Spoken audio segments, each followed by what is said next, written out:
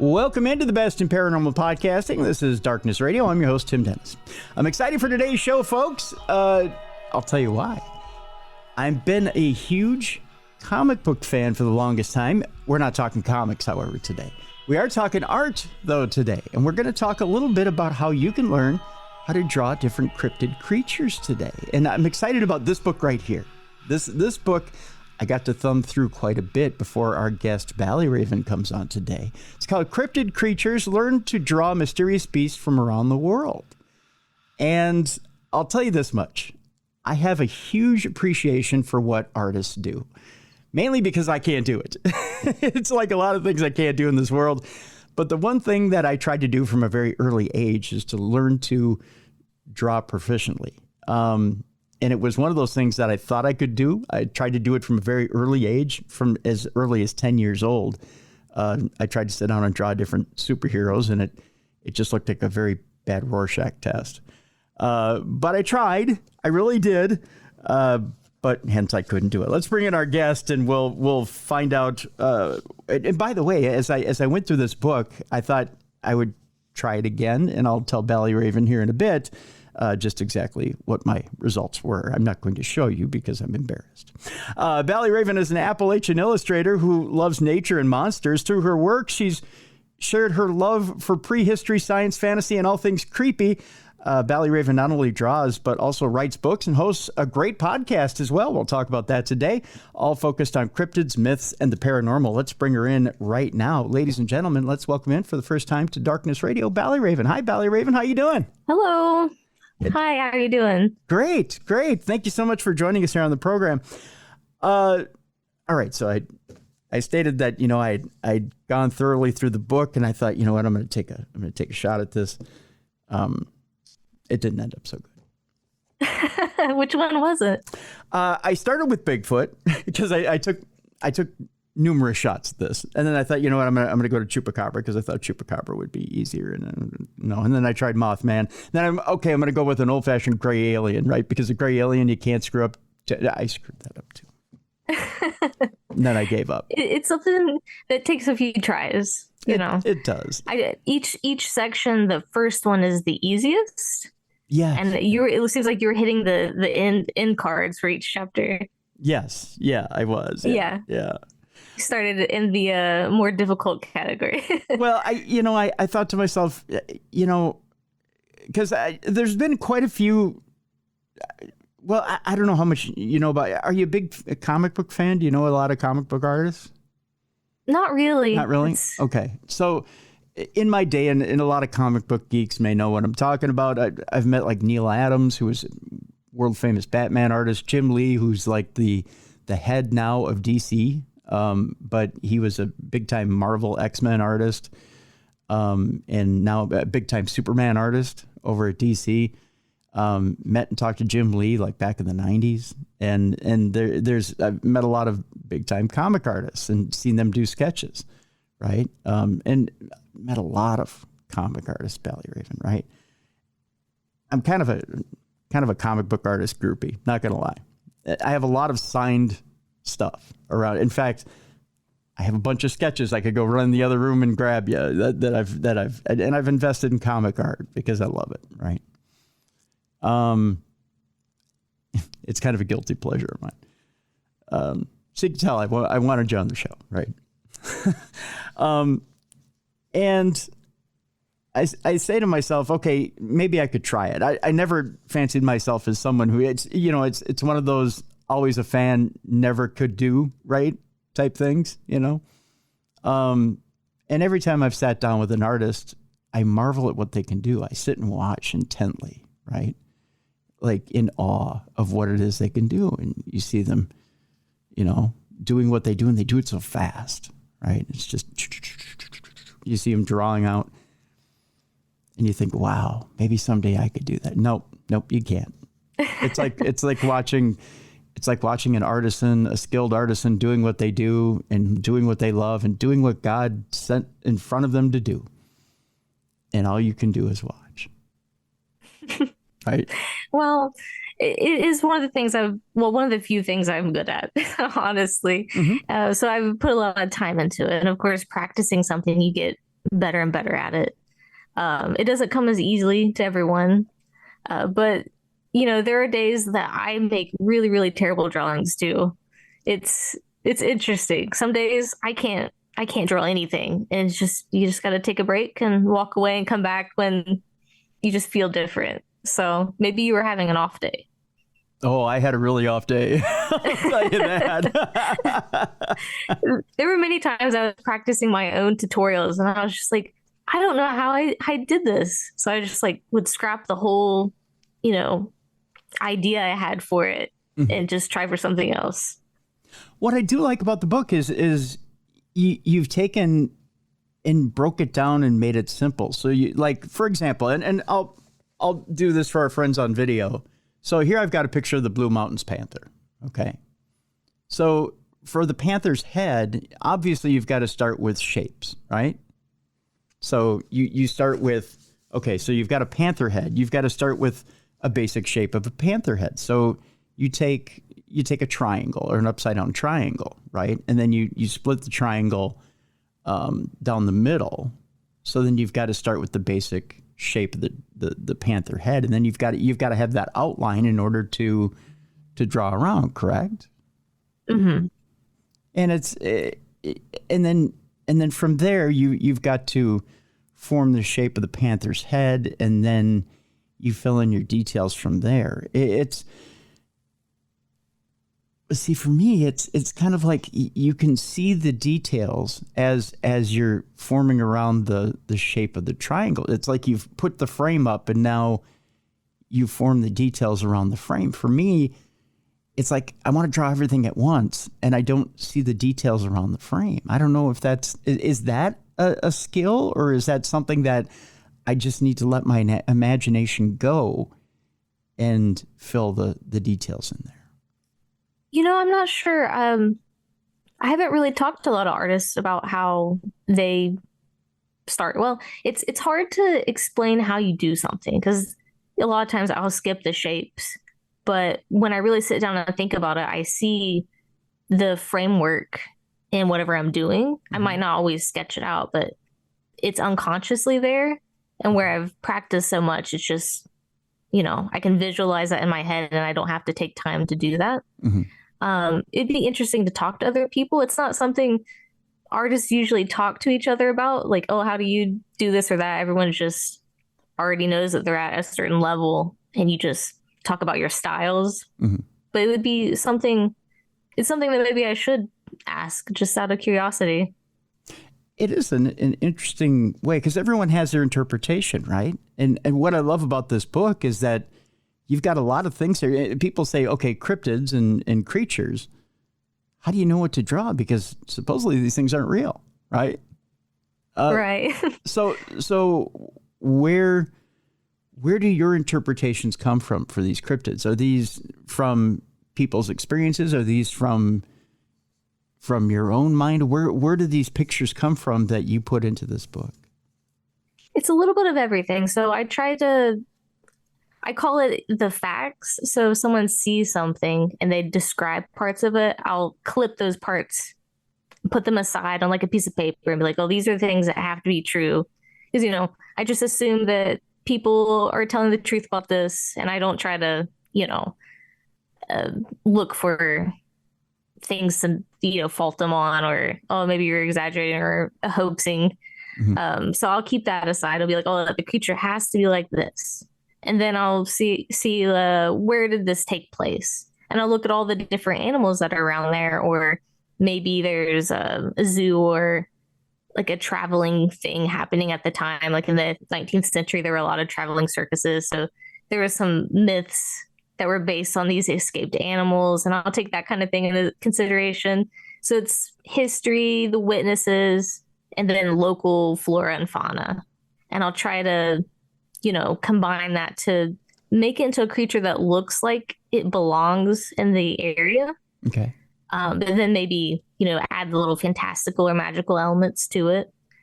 I try not to make everything, oh, it's just a pet that got loose or an escaped, circus animal, because that gets a little boring after a while. I really appreciate, or I enjoy doing animals that are like natives to the environment. Because I find that more interesting that there could be like Bigfoots all across North America that are, evolved to live in this specific forest and they blend in so well. What would that look like?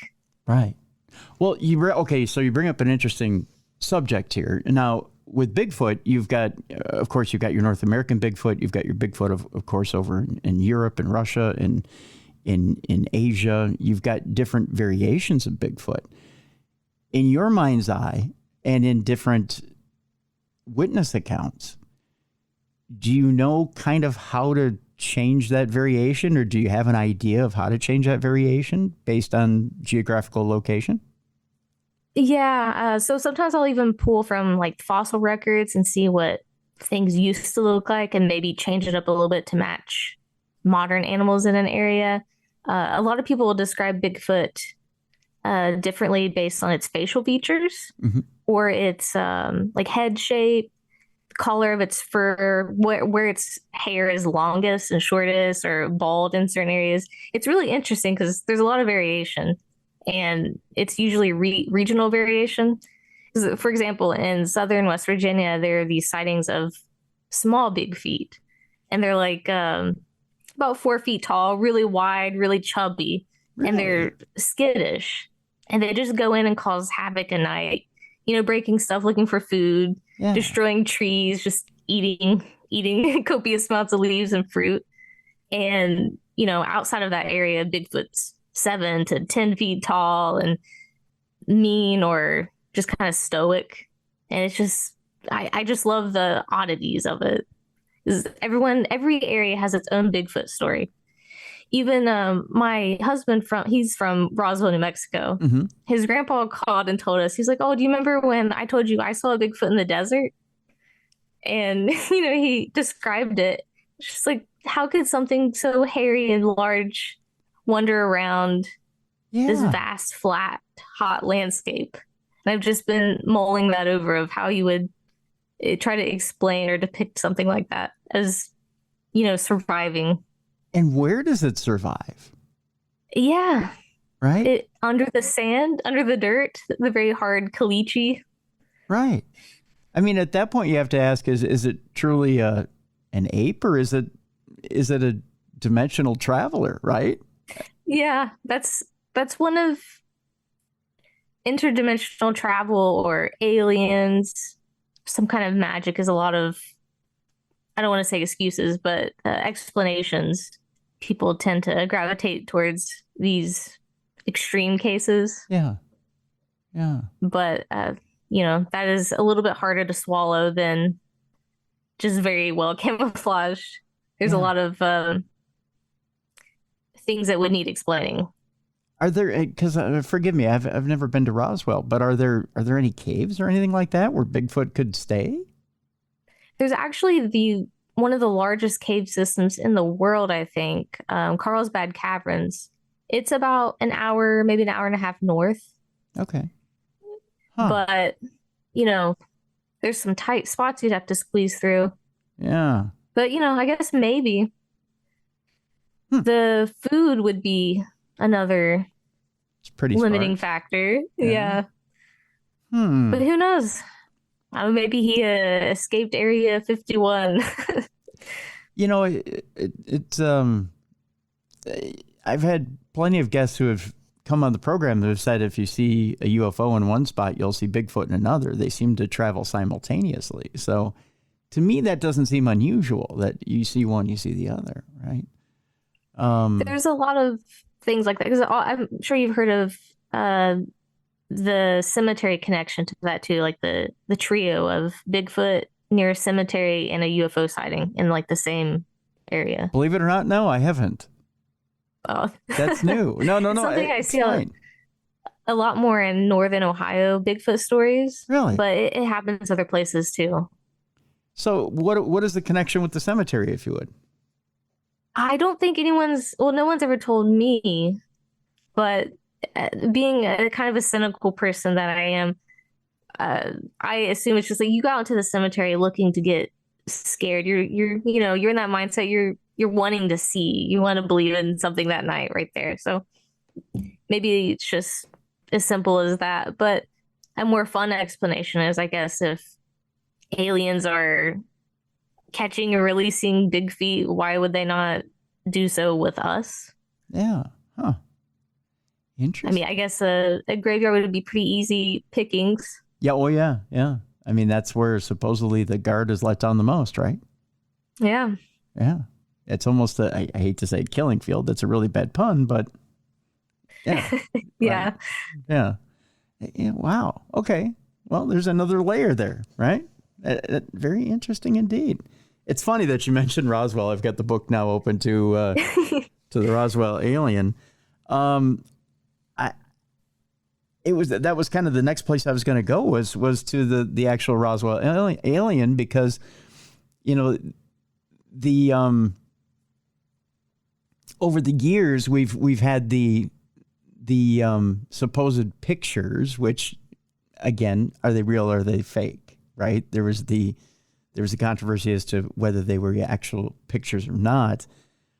But it's the classic big black eyes, gray skin, gray alien type picture. But I love the picture you've drawn here, and the fact that this could be the quintessential, alien from Roswell. Well, thank you. The Roswell event was not immediately popular. It took, I think, about a decade to really get going in the UFO crowd. And it's, I think, single-handedly responsible for the generic image you think of when you think of alien. Yeah. Yeah. And I know a lot of people think, well, there's so many different types of aliens out there. When you think of drawing different type of aliens, and I know in this book there's so many different creatures to be drawing, but when you're thinking of drawing aliens, is it in your mind, when you think of drawing a Nordic, what are you thinking of drawing? Are you thinking of drawing a classic Thor type figure, or are you thinking of is that what you're thinking of when you're drawing a Nordic?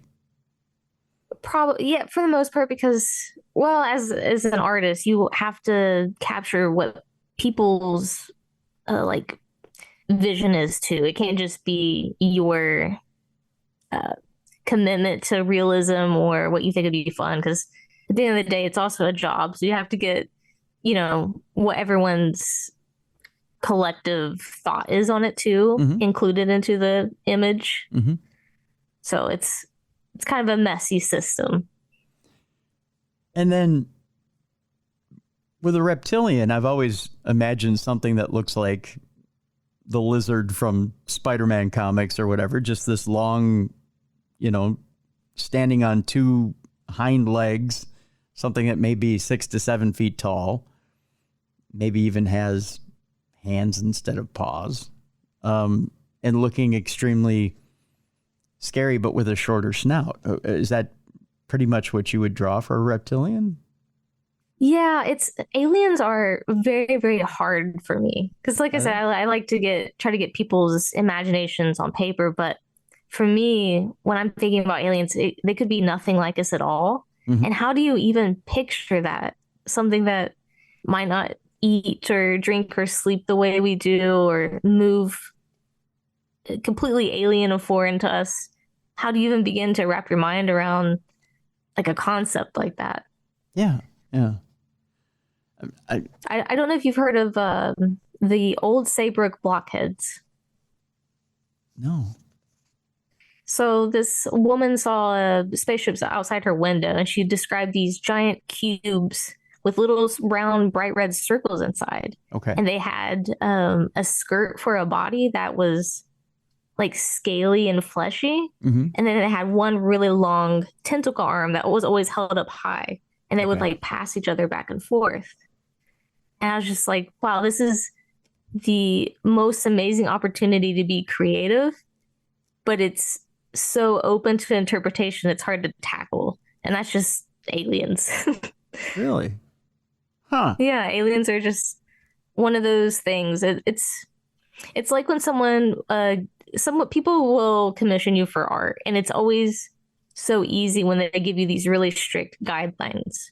But the more open it is, the more time consuming and stressful it is, because it's just like, what do you do with this? You could do anything and everything. Very true. Very true. I mean, and you're right. There is a certain amount of interpretation that comes up when it comes to, what you can put into it and what you can add, what you can take away.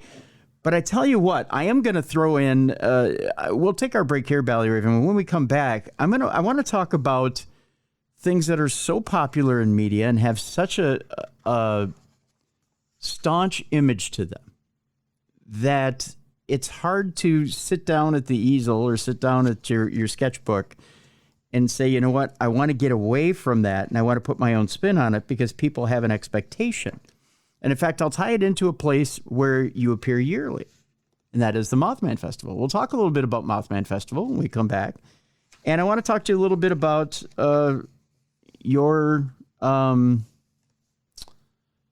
about what it is you see at Mothman Festival, what brings you back to Mothman Festival every year. And we'll talk a little bit about drawing Mothman, because you do have a little bit of a different spin on Mothman as opposed to the classic statue.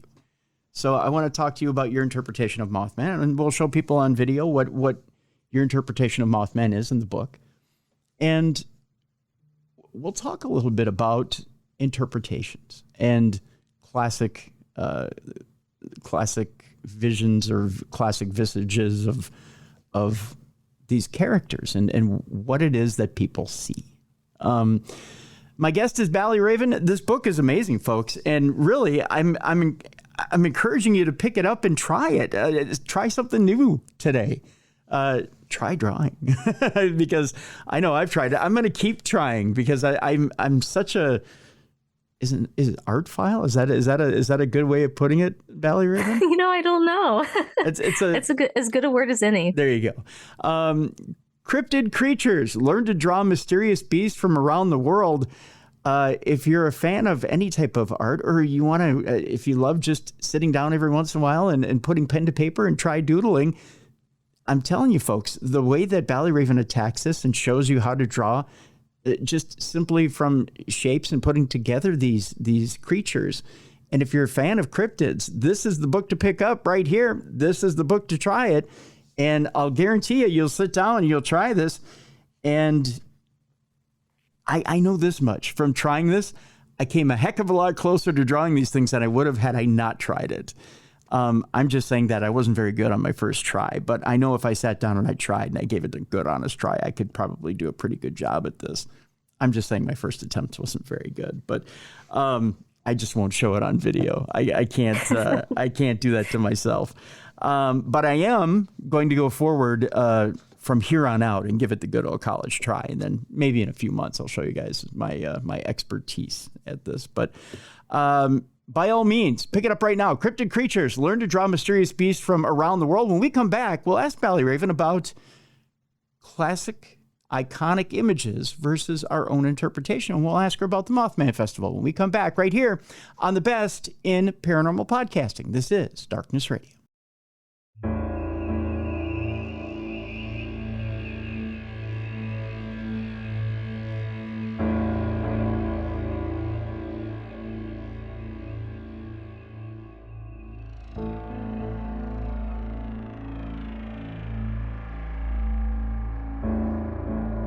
Welcome back to the best in paranormal podcasting. This is Darkness Radio. I'm your host, Tim Dennis. My guest is BallyRaven. This is the book right here. It's a wonderful one at that. Look at that. That's a beautiful cover right there if you're watching on video. Cryptid Creatures. Learn to draw mysterious beasts from around the world. It's available right now. We have a link in the description of this program so you can go pick it up. And I want to show you here, folks, this image right here from the book. If you're watching on video, that's Mothman right there. And that is how BallyRaven has put the image or drawn the image for the book of Mothman. Now, I want to ask you, BallyRaven, you attend the Mothman Festival every year. You have a booth out there at the Mothman Festival. So I take it you probably promote your podcast. And tell people about your podcast first before we get moving here. My podcast is called the BallyRaven Cryptid Wildlife Protection Agency, or BICPA, because it's quite a mouthful. And I make these sort of David Attenborough nature mockumentaries. Okay. So I'll take a subject like I just did one on the giant mud puppy a few years ago, and it's a Lake Erie cryptid. It's very not well known at all. Okay. And then I'll just imagine what it would be like if it was real living there as people believe or say it has. Oh, and then we just follow its life from sometimes birth to unfortunate death. Oh no. Okay. Aw. Aw. So there's never a happy ending? Sometimes it ends happy, but you know, it comes for us all. Oh, that's true. That's true. That's a healthy way of looking at it, right? No, you just had me Whenever thinking, you deal with dark subjects like that, that's the first hurdle. that's true. I had me thinking about my poor little chipmunks. That's the one thing I do want to. I'm going to be selfish here for a minute here, BallyRaven. The one reason I do want to learn how to draw, I want to learn how to draw my little chipmunks, bud. So that's what I'm gonna. That's we can do that. That's simple. That's simple. Just circle, Mm-hmm. rectangle. Circle, rectangle, really? Yeah. Then you just add your tail and your little legs, ears, Yeah, that's face. it, huh? Done. Done, Smooth it out a little bit. Smooth out the corners a little bit. Done. and that's it. That's it. Oh my gosh, I'm gonna. I Try actually that have a today. couple chipmunks on my porch. Do I ya? love them, but they destroy my herb garden, Yeah. and they buried a peanut, and now the peanut is growing better than my garden. Yes, they're very good gardeners. Yeah. Yeah. I was taken aback. I was just like, well, if it grows peanuts, I'll give it to you. Yeah, yeah, they're very good gardeners. Yeah, yeah, yeah. Spud is yeah. I give her peanuts, I give her blueberries, and I give her cherries. She loves blueberries and cherries too. Yeah. So They're adorable. Yeah. I love them. yeah, and she comes when she's called. She knows her name, and yeah, and she always brings her little babies around to introduce them to me, and we have a cool little relationship. So Well, yeah, that's real. I'm jealous, actually. so yeah, it's yeah. But I've gotten off the beaten track. I'm sorry. So we were getting the Mothman Festival. How long have you been out at the Mothman Festival? Since 2016 or 17, I think. Okay, It's been a while. good long time. Good long time. Yeah. What keeps you coming back to the Mothman Festival? It's the best time. If you like cryptids, it's the best weekend of the year. Yeah. People from across the world come and just converge on this tiny little West Virginia town, and then we just talk about monsters for 2 days. Yeah. It's great. I always learn about something I've never heard of every time. So it's not just focused on Mothman. You have people coming in talking about other cryptids as well.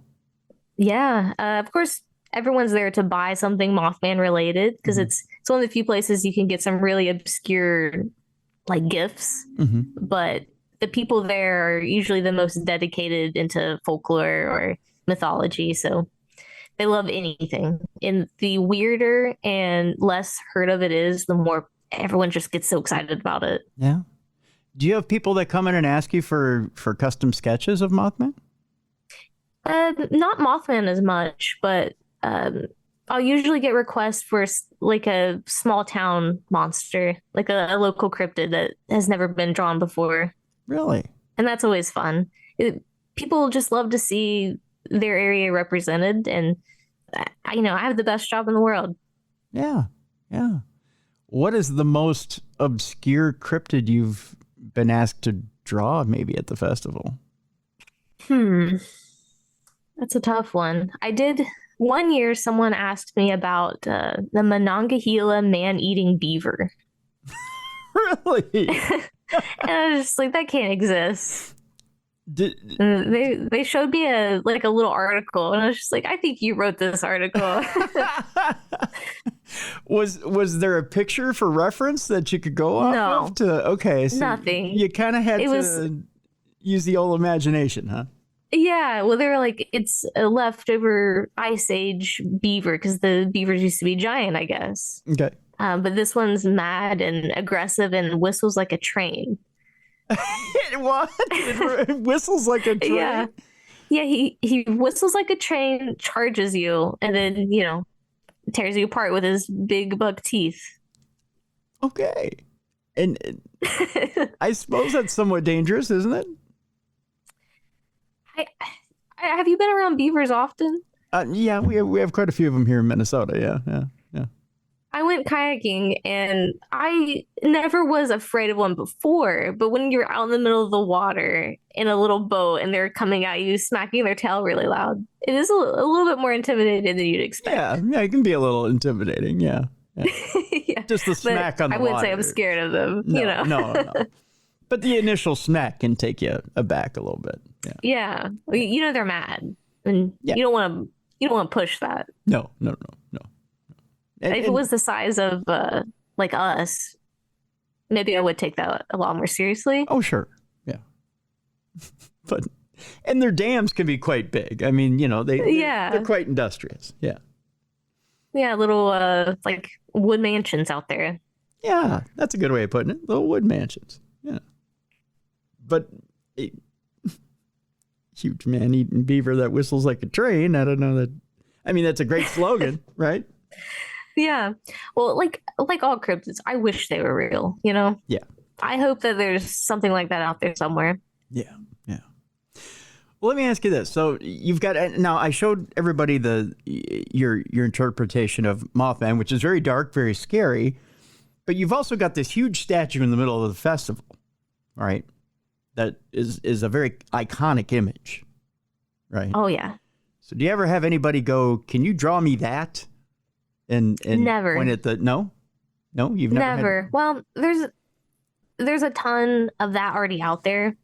Which if you've never seen the Mothman statue, it's a hot man body. I would describe it as like super ripped, like a comic book hero, with like a little hairy chest. Mm-hmm. Oddly enough, huge butt, bird claws, clawed hands. And then giant like butterfly wings. And then on top, like a 1970s insect alien head. Mm-hmm. It's wonderful. Mm-hmm. It's not at all like the description of the Mothman at all, but it is its own thing and everyone loves it. People come all throughout the year just to come and touch it, leave a pepperoni roll and a Mountain Dew beside of it. It's a cultural phenomenon. Don't they put things on it, like in inappropriate places? Yeah, they do. I think last week someone put a tramp stamp on it, a sticker. Ah, yes. But it's called the shiny hiney because people have touched its butt so much that the patina's worn off. I see. Yeah.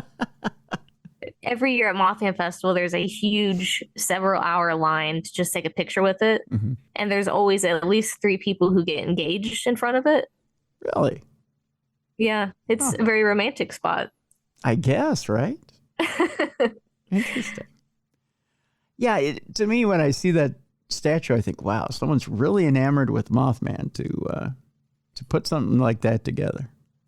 Oh yeah, they had a very specific, Yeah, they knew what they liked. Yeah, a very specific image of Mothman, and whoever it was very enamored.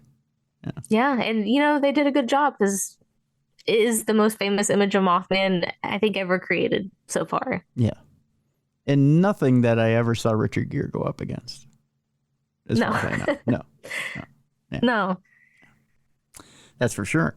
But the image that you've drawn is probably closer to what people would say they'd seen, correct? I went a little bit more insecty, but it's because the statue's influence is just too great, Yeah. And Mothman, you expect a moth, right. But the original descriptions were more birdish, like Birdman. Birdman would have been a more accurate name. Okay. Yeah. Which I did do an illustration 2 years ago that was story accurate, and no one wanted that. Really? It's been my least popular image ever. Huh. So it's always just really interesting. Really? I it's funny that you say that people want the fantasy of what they think the creature is as opposed to what the actual creature should look like, right?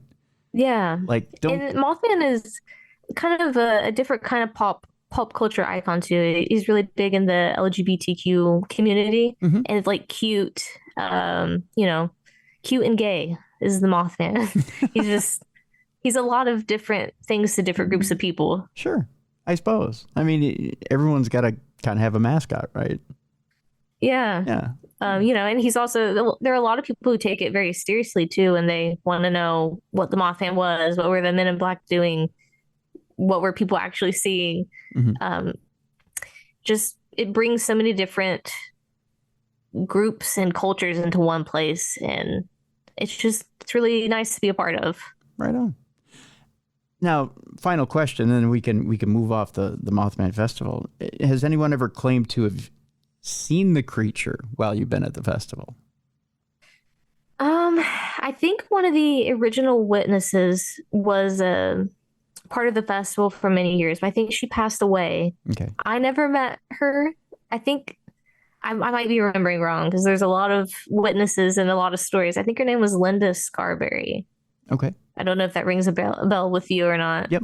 But they had someone there to talk about what she saw and just what she thought of things now. But I've never met anyone who's said that. Mm-hmm. There are a few different kinds of Mothmen, I guess, Mm-hmm. locally. Like there's the Gallipolis Mothman, which is across the river in Ohio, and a few others in different states in the Appalachian region. But it's just a flying creature in the air, so it's kind of hard to say that is definitively Mothman or not. Okay. All right. But like I said, I've never met anyone who's even claimed to see the offshoots of it. Okay. But I wish they would come by and tell me about it. Yeah. Yeah. Absolutely. Absolutely. You have a creature in the book. If I can read from it for just a moment here, BallyRaven, that is absolutely. Let me show the picture. It's the Flatwoods Monster. All right. So I'm going to tell our audience about it real quick here, if I can. This thing, it looks, just from what you've illustrated, I don't know that I want to run into this thing personally. It looks terrifying. I just know if I ran into this thing in a dark alley, I might pee myself.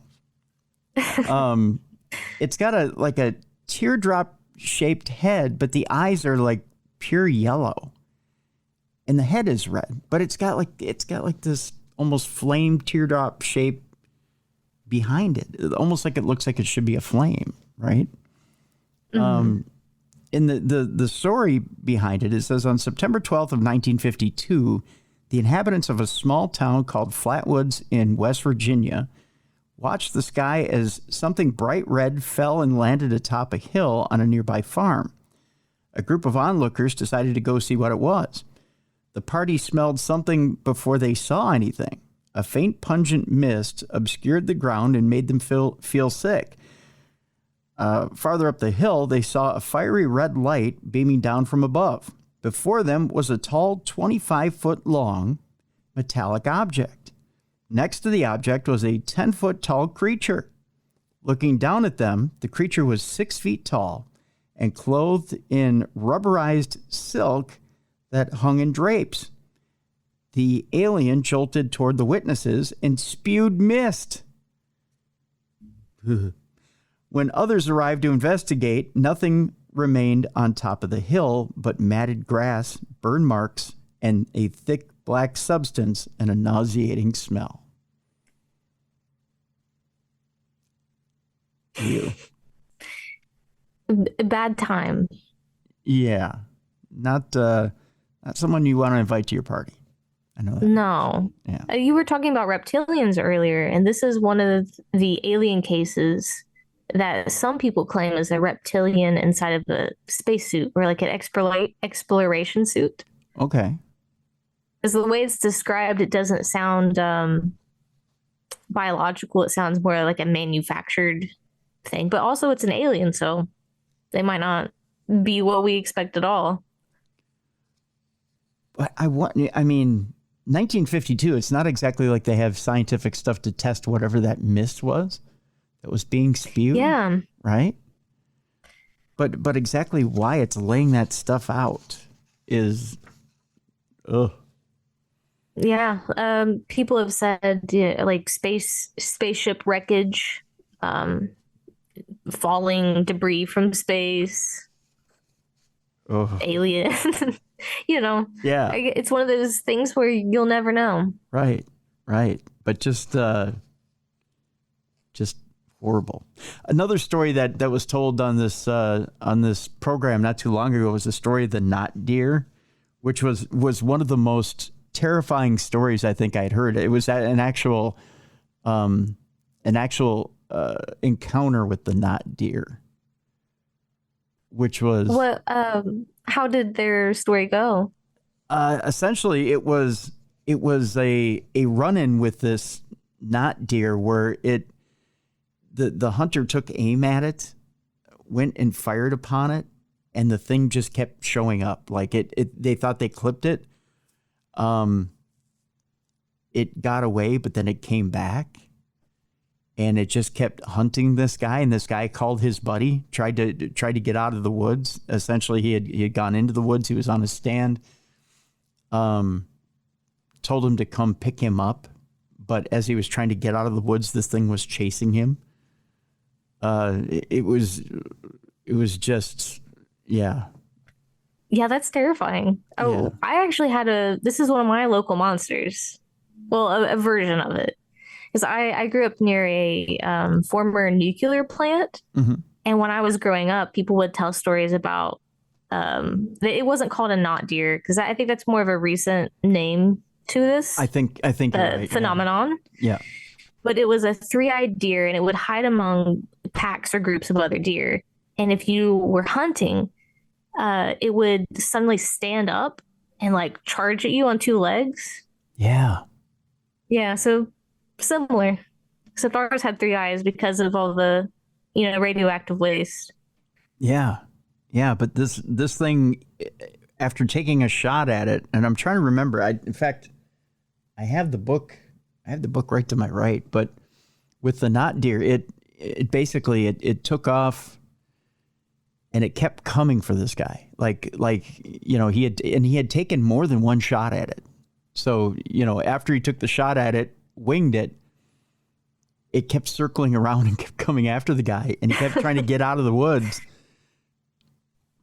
I guess I can blow the ending on it. He did manage to get back to the truck, but he was scared out of his mind. And this thing does come out of the woods at them, and they barely managed to get away in the truck. It makes you wonder what it would do if it got them, or if it was just to scare them away. I think maybe just to get them out of there. But man, if it did get a hold of them, the fact that it had this zombie-like, he knows he put at least 2 or 3 bullets in this thing, and it didn't die. It just, and he kept saying he smelled this rotting smell every time he put a bullet in it, and he knows that he would, and he I think if I remember the story right, there was blood on the forest floor, and he smelled it, and it was rotten. So he winged it. He went to track it when he was initially, when he winged it, he went to track it to see if he was going to, he's going to track his kill and go find it. But when he got to the blood, it was rotten. It was a rotten, pungent smell. Yeah. So cryptid smells are never good.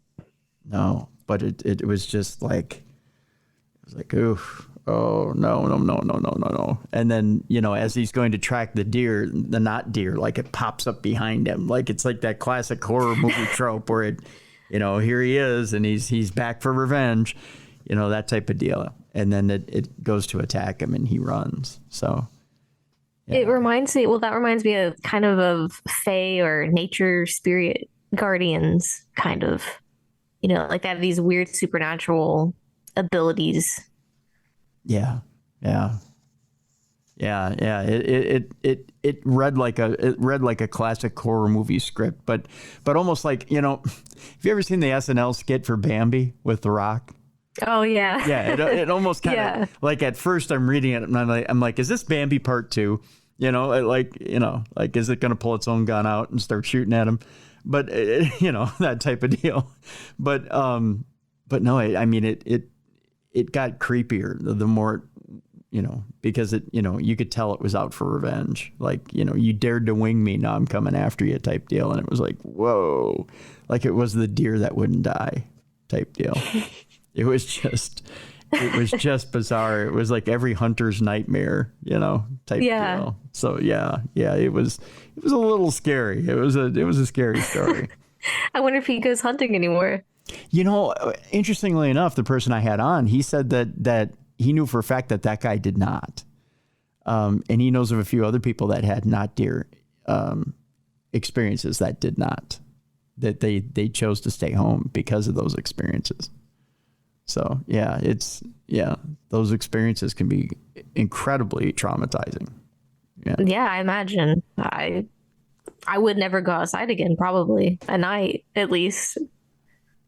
It's interesting. Okay, so I don't know about you, but some of the people that I've interviewed that have had cryptid experiences, they have a hard time going back out into the woods. I don't know about you. Do you find that to be the truth? I've never had a paranormal or odd experience ever. I would love to have one. But the people I've talked to, they don't go, like, if they really do believe it and they're not just trying to pull my leg, they don't go to the same places where these things have happened. Because why would you?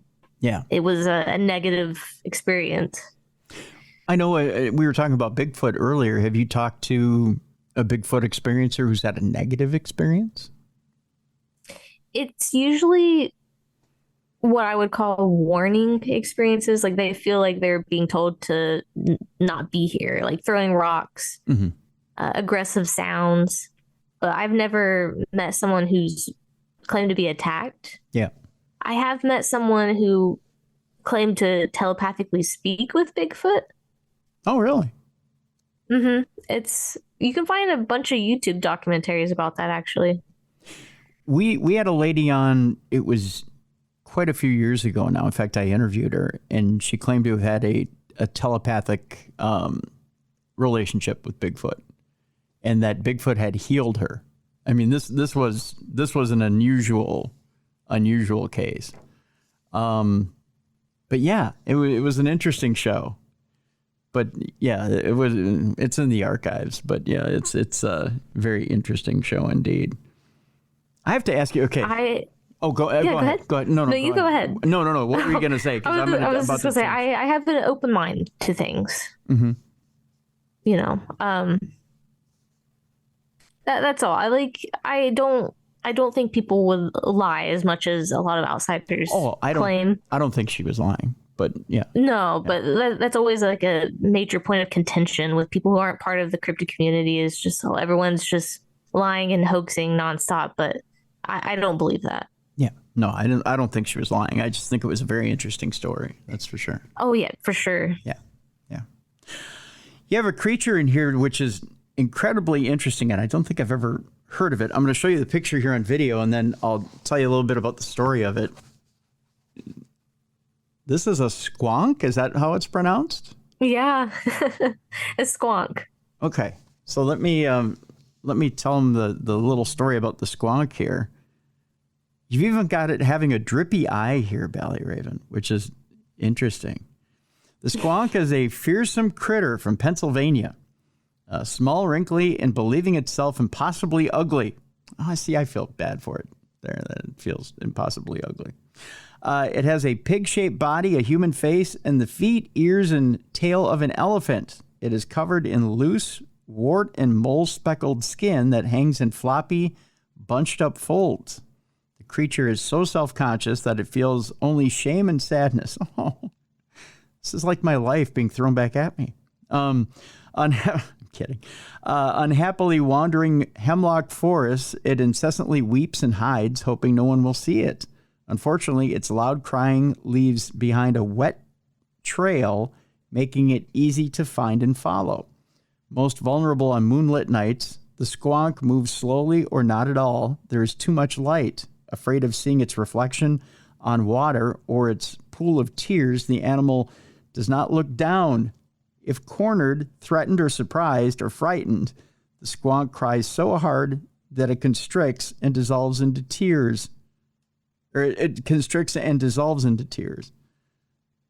That is so sad. I actually just got back from Squonkapalooza, which is a cryptid festival in Pennsylvania dedicated to the squonk. And they do a compliment contest. Oh, So there's someone who's dressed up as the squonk in the center of a stage, and then people try to make it stop crying. really? Yeah, it's a lot of fun. Oh my gosh. That poor creature. So do they actually have someone dressed in a squonk costume that Yes. seriously? It's a cute squonk costume. Yeah. It has huge eyes and these big blue teardrops under them. It's not one of the ugly depictions. Okay. So it's a cute. There are some like models people bring where you can take pictures with them, and they're hideous. That's the cutest thing ever. Oh, poor squonk. I mean, that's one of those cryptids you just, you could feel so entirely bad for. Oh. Yeah.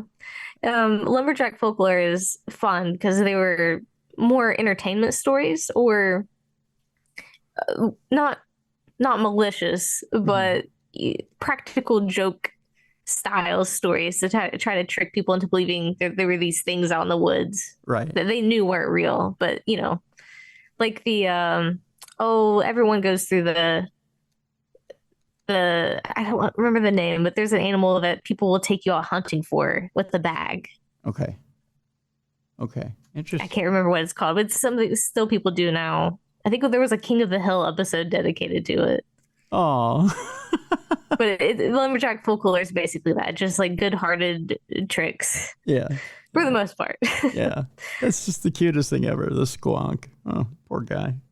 And one more here before we leave people today. And again, the name of the book, folks, Cryptid Creatures, Learn to Draw Mysterious Beasts from Around the World. You can learn to draw all of these creatures. BallyRaven has broken down exactly how you draw each and every one of these creatures. And again, it's a lot easier than what you would think. And she's got it broken down into easy steps here on how you draw each and every one of these.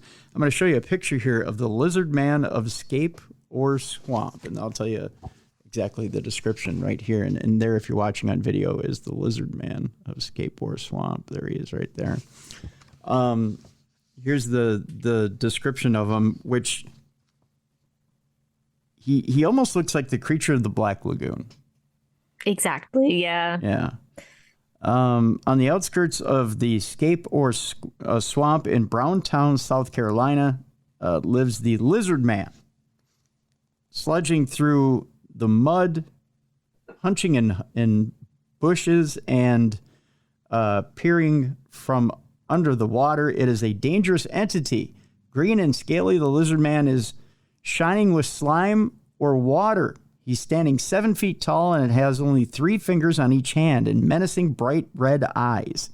Said to chase hikers, attack cars, and steal pets. Doesn't sound like a nice lizard man. Reports of lizard man activity occur not only in the surrounding swampland, but also in local sewer systems. First documented in 1987, its most infamous encounter occurred on June 29th of 1988. Early that morning, a man saw a creature running toward him while he was parked on the side of the road. Hopping back into his car, the monster followed, leaping onto the car's roof. Speeding ahead, the man sent the creature tumbling off the side, breaking the car's mirror.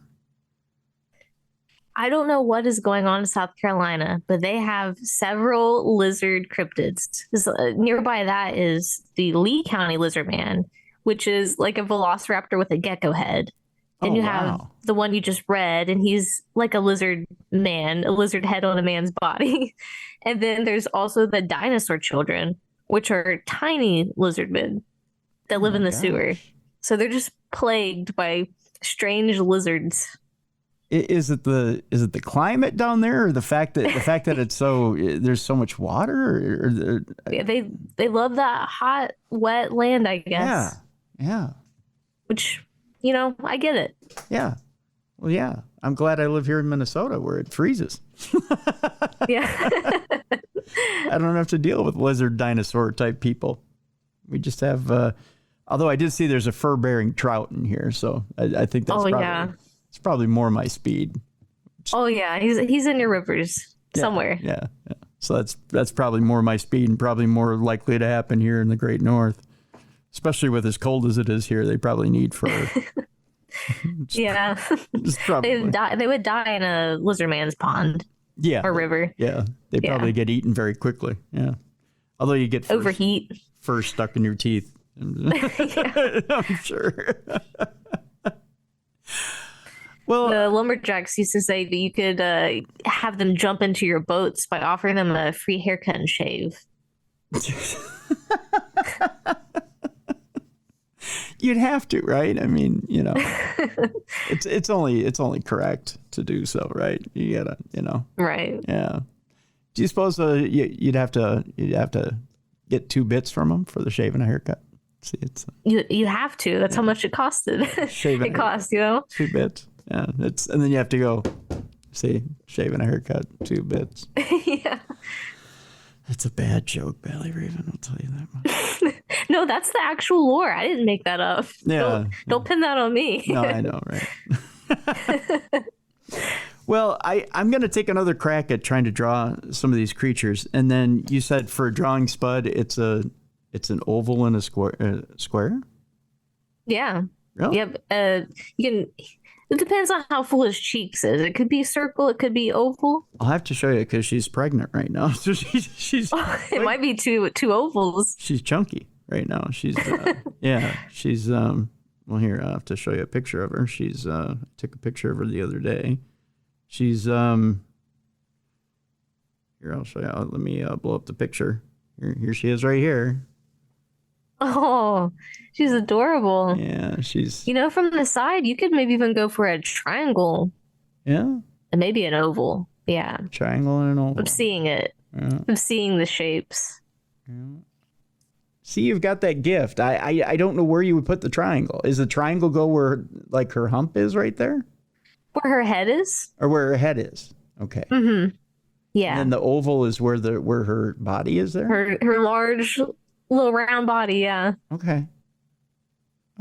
And then you just draw from there, huh? Yeah.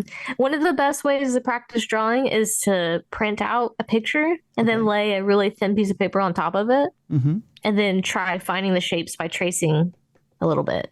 Oh, okay. I learned to do that by drawing Ninja Turtles. I had a bunch of Ninja Turtle posters when I was a kid, and I would trace them, and then I would, learn how to do it freehand. Okay. By drawing their shapes simply.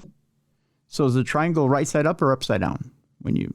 It'd be pointed like this, facing. Oh, okay.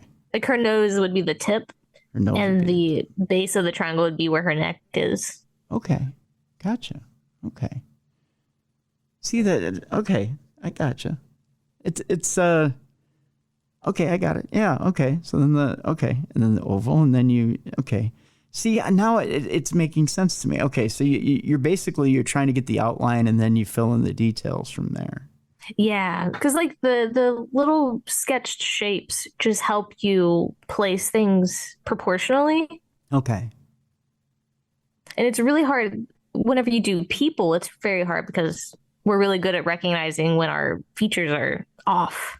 Yeah. So that's why you see like grids. In a lot of how to draw books, they'll have portrait grids and show you how to be as accurate as possible. Yeah. But with animals, you don't have to be that accurate because you get the general idea and that's good enough. It doesn't look as bad as quickly, if that makes sense. Yeah. No, it makes complete sense. Yeah.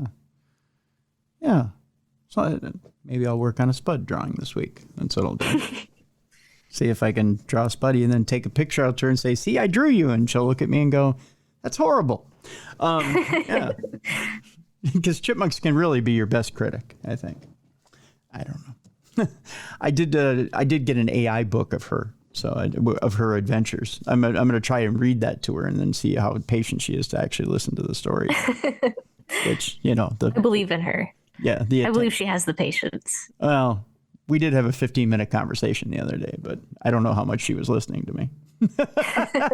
That's a story for another day, folks. This is the book right here, and it's a good one. Cryptid Creatures: Learn to Draw Mysterious Beasts from Around the World. We have a link in the description of this program. I highly encourage you to go get the book and learn how to draw some of these cryptid creatures that you're hearing about, both on this program and BallyRaven's podcast. Go ahead, BallyRaven, tell people about your podcast again. My podcast is BallyRaven Cryptid Wildlife Protection Agency. And if you want to come hear about some really weird stories and what these creatures would be like in real life, come take a visit. All right. It's about an hour of your time. There you go. While you're doing dishes. There you go. And we'll link up to it as well in the description of this program so you can check out the podcast as well. BallyRaven, I want to thank you so much for being on the program today. Yeah, thank you so much for having me. It's been wonderful. I love any opportunity to get to talk about monsters. Excellent. We had a great time as well. Folks, I want to remind you of a couple of things. Of course, if you've listened to this program and not watched the program on the YouTube channel, it's real simple. Look for the original Darkness Radio, or just go to darknessradioshow.com. Click on the description of this program. You'll see both the video and the audio in one place. Just click on the video. Watch this video. And then if you liked the show on video, be sure to like and subscribe. We can always use new members on the YouTube channel. Want to remind you that the executive producer of this program is Troy Palmer. Troy, thank you so much for everything you do. Our partners at Mysterious Adventures Tours have two great trips at Halloween that you can take advantage of. The first one is with Dacre Stoker in Romania. Folks, I'm telling you, these tours are amazing, amazing. Please try to take advantage of one or the other. Both of them are life-changing. The one with Dacre Stoker is going to Romania for Halloween. Imagine taking advantage of a Halloween ball in Bran Castle, which is Dracula's castle, the castle which Bram Stoker himself basically he took that castle and as the inspiration for Dracula's castle. He basically took that castle and said, "This is the castle that I'm going to use for Dracula's castle in the novel." What better way to celebrate Halloween, right? There's 12 days there in which you're going to spend in Romania. You're going to go to the haunted forest there. There's many other stops there in Romania that are absolutely amazing, wonderful, a wonderful way to spend Halloween. Again, details in the description. There's a link in the description of this program, and you can check those details by clicking on the link. The other trip, why not go to the place where Halloween started, right? Why not go to Ireland with Brian J. Cano? You've got the festival that you'll be going to. You've got the fairy farm you'll be going to. You've got all the different wonderful places that you'll be going to in Ireland with Brian J. Cano. Again, two great hosts, Dacre Stoker and Brian J. Cano, two knowledgeable, friendly, wonderful hosts that will be right there side by side with you, and the wonderful people as well. The traditions, the sights, the sounds, the foods, the everything, the culture itself. And best of all, Maria and Mysterious Adventures Tours is breaking this down into payments for you. And you'll be able to pay long after the trip is over. So you'll be able to break that down into 10 payments for yourself. So check that out, won't you? The link is in the description of this program. Also, if you don't have the Darkness Radio Apple app, go out and get the Apple app and get Darkness Radio all in one spot right there on your Apple device. We'd appreciate it if you do that. We are at the weekend. So everybody, make sure that you go out and have a great weekend, first of all. But if you're going to go have a great weekend and go enjoy the great weather and what's left of the summer, make sure you take a disabled or elderly person with you because, hey, they're still doing their living as well. Make sure that you go and treat somebody this weekend that is disabled or elderly to a great weekend as well. Go out and be a light in someone's darkness this weekend. We highly encourage you to go out and especially with the Renaissance Festival starting up in August. Go take somebody out and make sure that they get out of the house and have a great time as well. We encourage you to do that. That'll do it for this week. More great shows next week. We encourage you to join us right here for the best in paranormal podcasting. For Mally Fox, for Jessica Freeberg, for Beer City Bruiser, I'm Tim Dennis. Thank you so much for continuing to watch and listen to the best in paranormal podcasting. This is Darkness Radio.